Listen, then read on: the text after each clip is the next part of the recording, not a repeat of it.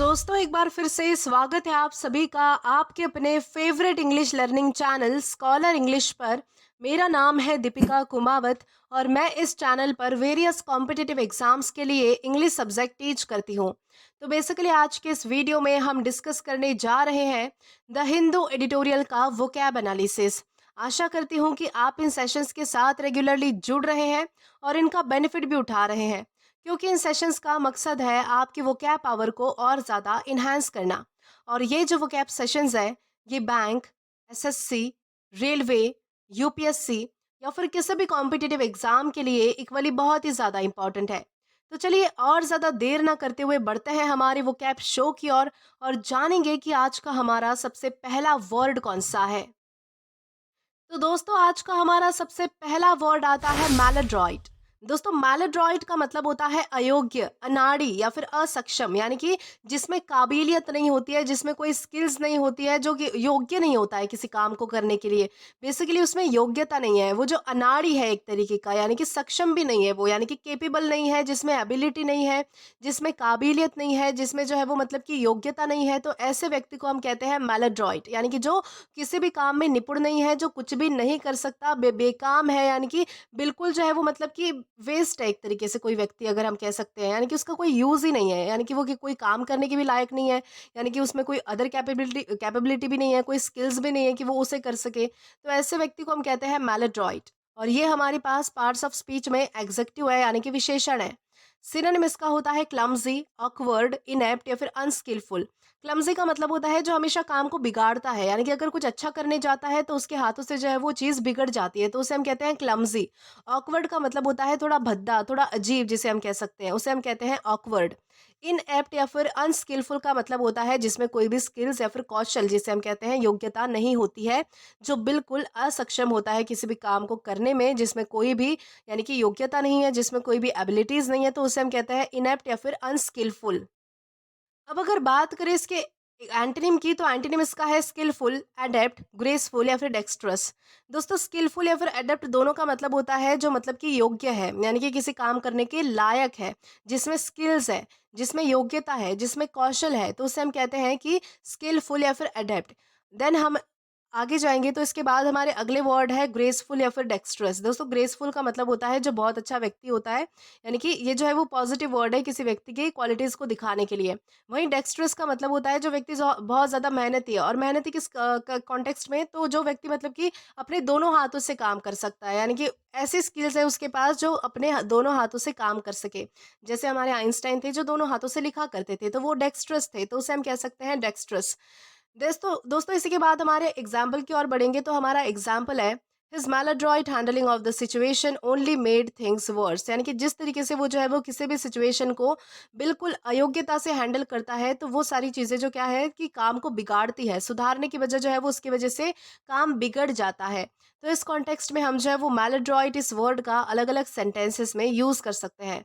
Then इसी के साथ हम आगे जाएंगे हमारे नेक्स्ट वर्ड की ओर और जानेंगे कि इसके बाद हमारा अगला वर्ड कौन सा है। तो दोस्तों इसके बाद हमारा अगला वर्ड आता है रिकनॉइटर।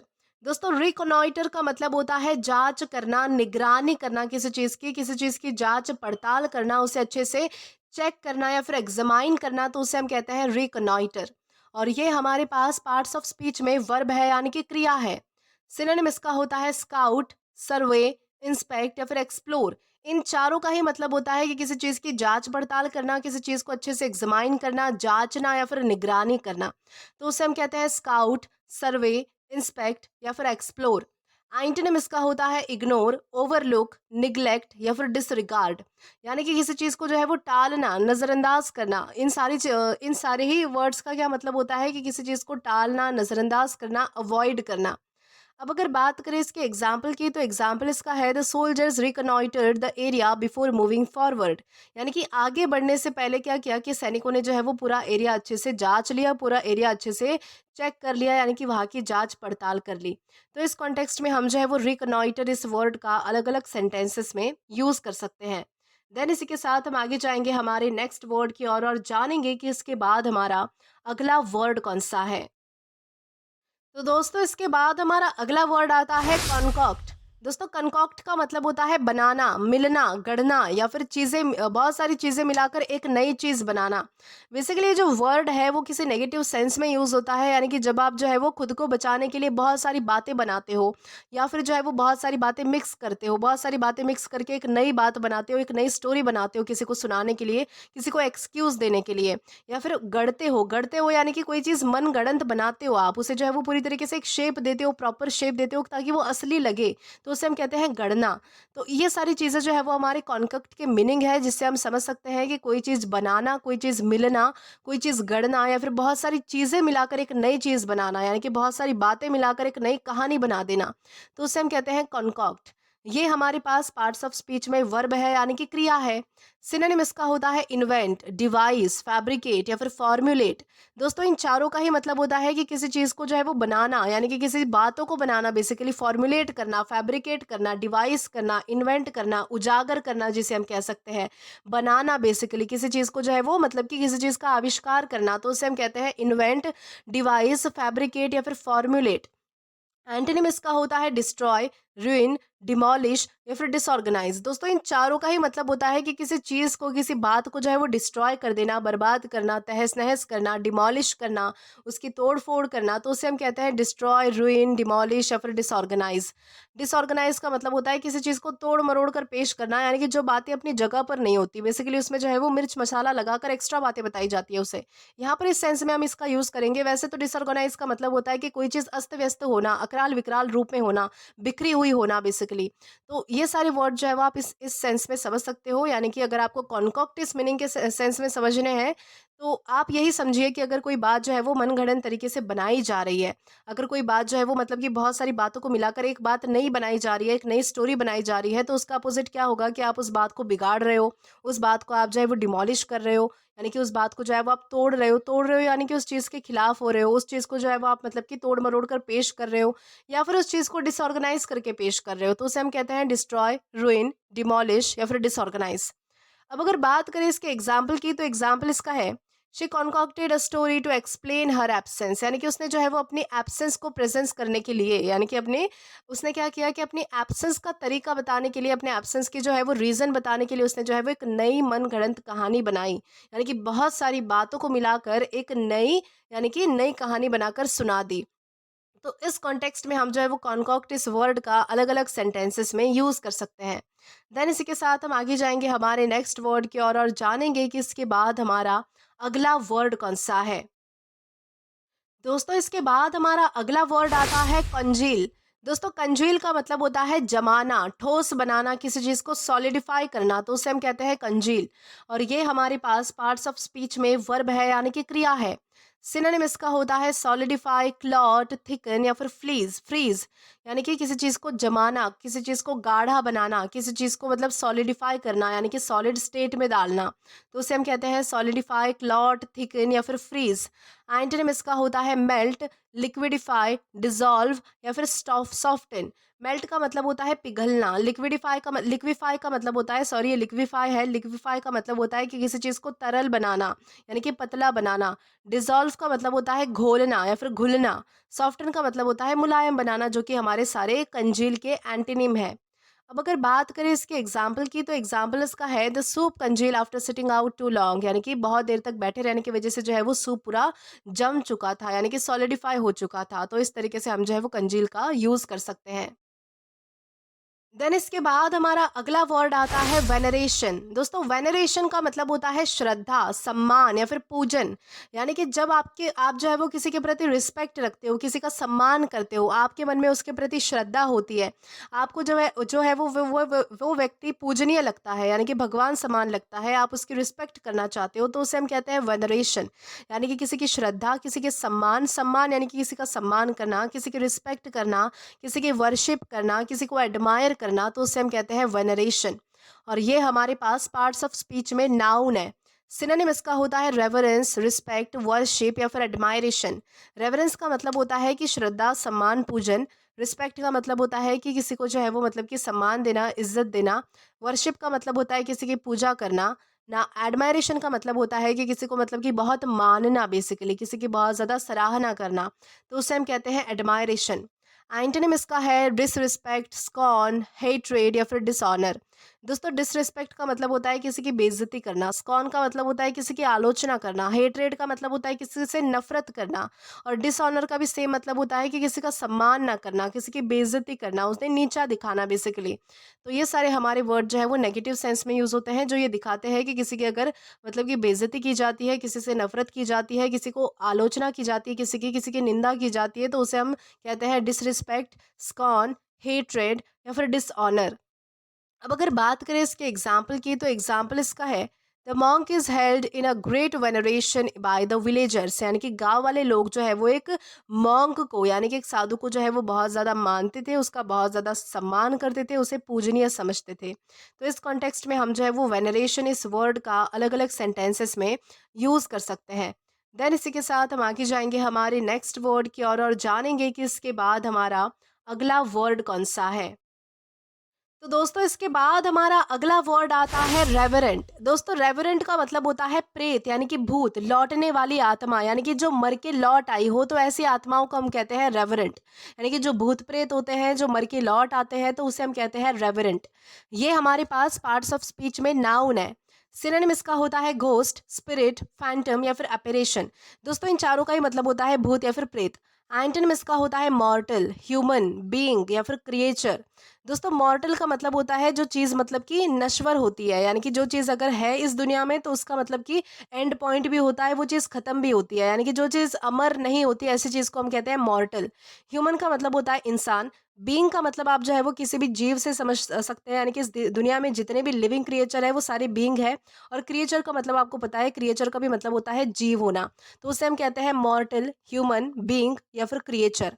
अब अगर बात करें इसके एग्जाम्पल की, तो एग्जाम्पल इसका है people say the old house is haunted by a revenant. यानी कि लोग कहते हैं कि ये जो पुराना घर है वो किसी भूत प्रेत से जो है वो मतलब कि यानी कि ग्रसित है, यानी कि इसमें जो है वो किसी कोई भूत प्रेत का साया है। तो इस तरीके से यहाँ पे जो है वो बात कही जा रही है।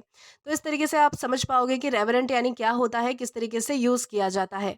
देन इसी के साथ हम आगे जाएंगे हमारे नेक्स्ट वर्ड की और जानेंगे कि इसके बाद हमारा अगला वर्ड कौन सा है। तो दोस्तों इसके बाद हमारा अगला वर्ड आता है कन्वेंटिकल। दोस्तों कन्वेंटिकल का मतलब होता है गुप्त धार्मिक सभा या फिर प्रार्थना सभा, स्पेशली पूजा के लिए, आरती के लिए, तो उसे हम कहते हैं कन्वेंटिकल। ये हमारे पास पार्ट्स ऑफ स्पीच में नाउन है। सिनोनिम इसका होता है गैदरिंग, असेंबली, कांग्रेगेशन या फिर मीटिंग। दोस्तों गैदरिंग गैदरिंग असेंबली या फिर मीटिंग का मतलब होता है कि सभा होना, बेसिकली जहाँ पर बहुत सारे लोग इकट्ठा होते हैं, तो उसे हम कहते हैं गैदरिंग, असेंबली या फिर मीटिंग। वही हमारा ये जो कांग्रेगेशन वर्ड है, कांग्रेगेशन का मतलब भी होता है सभा, लेकिन धार्मिक सभा, यानी कि जो सिर्फ धर्म के लिए आयोजित की जाती है, यानी कि जब लोग सिर्फ धर्म के लिए, भगवान के लिए, ईश्वर के लिए एक साथ आते हैं, तो उसे हम कहते हैं कांग्रेगेशन। एंटोनिम इसका होता है डिस्पर्सल, सेपरेशन, आइसोलेशन या फिर सॉलिट्यूड। दोस्तों डिस्पर्सल का मतलब होता है बिखरा हुआ होना, बेसिकली कोई चीज़ अगर बिखरी हुई है, यानी कि लोग जो है वो आपस में जुड़े हुए नहीं है, लोग जो है वो अपनी अपनी श्रद्धा अनुसार अलग अलग बिखरे हुए, तो उसे हम कहते हैं डिस्पर्सल। सेपरेशन का मतलब होता है अलगाव होना, अलग अलग होना। कांग्रेगेशन, सॉरी, इसके बाद है आइसोलेशन। आइसोलेशन का भी मतलब होता है अलग थलग होना, यानी कि सबसे अलग होना। सॉलिट्यूड का मतलब होता है अकेलापन होना। तो ये सारे हमारे एंटोनिम्स है, जो कि है डिस्पर्सल, सेपरेशन, आइसोलेशन या फिर सॉलिट्यूड। अब अगर बात करें इसके एग्जाम्पल की, तो एग्जाम्पल इसका है the villagers held a conventicle in the forest at night. यानी कि गांव वालों ने क्या किया कि जंगल में जो है वो रात में एक कॉन्वेंटिकल रखी। कॉन्वेंटिकल यानी कि गुप्त धार्मिक सभा रखी है, जहाँ पर वो जो है वो सब मिलने वाले थे। तो इस कॉन्टेक्स्ट में हम जो है वो कन्वेंटिकल इस वर्ड का अलग अलग सेंटेंसेस में यूज कर सकते हैं। देन इसी के साथ हम आगे जाएंगे हमारे नेक्स्ट वर्ड की और जानेंगे कि इसके बाद हमारा अगला वर्ड कौन सा है। दोस्तों इसके बाद हमारा अगला वर्ड आता है स्टीप। दोस्तों स्टीप का मतलब होता है घास का मैदान, वृक्षहीन समभूमि। यानी कि जहाँ ऐसा मैदान जहाँ पर कोई भी झाड़ नहीं है, कोई भी पेड़ पौधे नहीं है, कोई भी जो है वो मतलब कि यानी कि माउंटेन नहीं है, कोई भी मतलब कि बिल्कुल समतल जमीन है, यानी कि वहाँ पर जो है वो कोई भी मतलब कि पत्थर नहीं है, कुछ भी जो है वो रुकावट नहीं है, बेसिकली बिल्कुल समतल समतल है, घास का मैदान है, कोई झाड़ भी नहीं है, कोई पेड़ पौधे भी नहीं है, और जमीन जमीन कैसी है, बिल्कुल सपाट है, बिल्कुल समतल है। तो ऐसी जगह को हम कहते हैं स्टीप। ये हमारे पास पार्ट्स ऑफ स्पीच में नाउन है। सिनोनिम इसका होता है प्लेन या फिर ग्रासलैंड। प्लेन या फिर ग्रासलैंड का मतलब होता है घास का मैदान या फिर कोई प्लेन मैदान। एंटोनिम इसका होता है फॉरेस्ट या फिर जंगल, यानी कि कोई, यानी कि जंगल होना, फॉरेस्ट होना। अब अगर बात करें इसके एग्जाम्पल की, तो एग्जाम्पल इसका है horses ran freely across the wide steppe. यानी कि जो घोड़े हैं वो जो है वो खुले मैदान में, यानी कि बड़े से खुले घास के मैदान में जो है वो बहुत ही फ्रीली दौड़ रहे थे। तो इस कॉन्टेक्स्ट में हम जो है वो स्टीप इस वर्ड का अलग अलग सेंटेंसेस में यूज कर पाएंगे।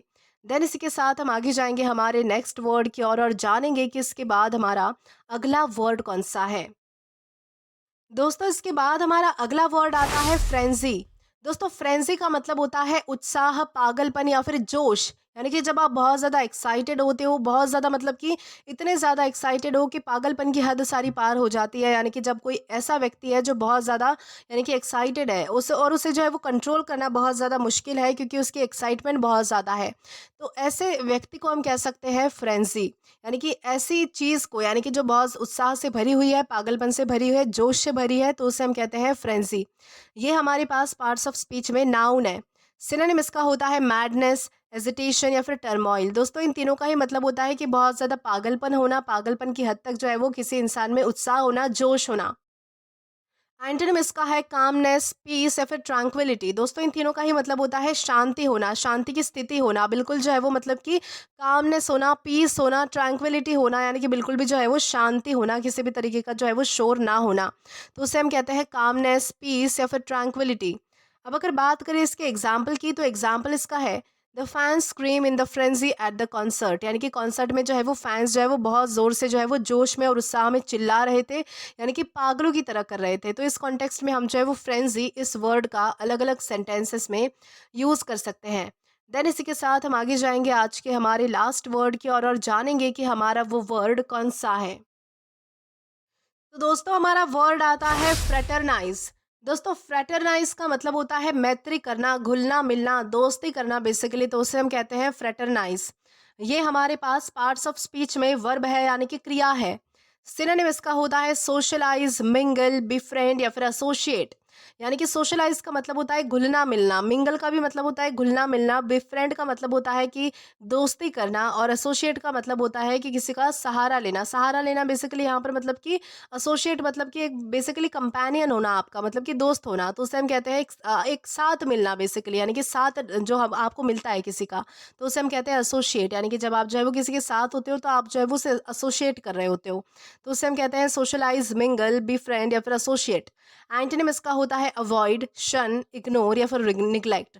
इन चारों का ही मतलब होता है किसी चीज़ को टालना, किसी चीज़ को नज़रअंदाज करना, किसी चीज़ से दूर जाना, किसी चीज़ को त्याग देना। तो उसे हम कहते हैं अवॉइड, शन, इग्नोर या फिर निग्लेक्ट। अब अगर बात करें इसके एग्जाम्पल की, तो एग्जाम्पल इसका है soldiers were warned not to fraternise with the enemy. यानी कि सैनिकों को जो है वो बिल्कुल चेतावनी दी गई थी कि अपने दुश्मनों के साथ जो है वो बिल्कुल भी दोस्ती नहीं करनी है, बिल्कुल भी घुलना मिलना नहीं है। तो इस कॉन्टेक्स्ट में हम जो है वो फ्रेटरनाइज इस वर्ड का अलग अलग सेंटेंसेस में यूज़ कर सकते हैं। तो दोस्तों आज के लिए बस इतना ही। आज की इस क्लास का पीडीएफ आप हमारे टेलीग्राम चैनल के थ्रू एक्सेस कर सकते हैं। और अगर आपने अभी तक हमारा टेलीग्राम चैनल ज्वाइन नहीं किया है, तो टेलीग्राम पर English with Deepika Kumawat search करके या फिर जो डिस्क्रिप्शन में लिंक दिया गया है वहाँ से भी आप हमारा टेलीग्राम चैनल ज्वाइन कर सकते हैं, या फिर अभी आपको जो आपके स्क्रीन पर क्यूआर कोड दिख रहा है वहाँ से, या फिर हमारे कमेंट बॉक्स में एक पिन कमेंट है, वहाँ पर एक लिंक दी गई है, वहाँ पर भी आप जो है वो क्लिक करके हमारा टेलीग्राम चैनल डायरेक्टली ज्वाइन कर सकते हैं, ताकि आप कभी भी किसी भी नए आने वाले वीडियोस को लेकर कोई भी अपडेट्स को मिस ना करें। और दोस्तों अगर आपको आज का ये वीडियो पसंद आया है या फिर हेल्पफुल लगा है, तो do like this video, subscribe the channel and share as much as you can. और अगर आपने इससे पहले वाले वीडियोस नहीं देखे हैं, तो यहाँ पर मैंने एक प्लेलिस्ट प्रोवाइड कर दी है, जहाँ पर आप क्लिक करके वो सभी पहले वाले वीडियोस भी देख सकते हैं और एक्सप्लोर कर सकते हैं। Till then keep learning. Thank you.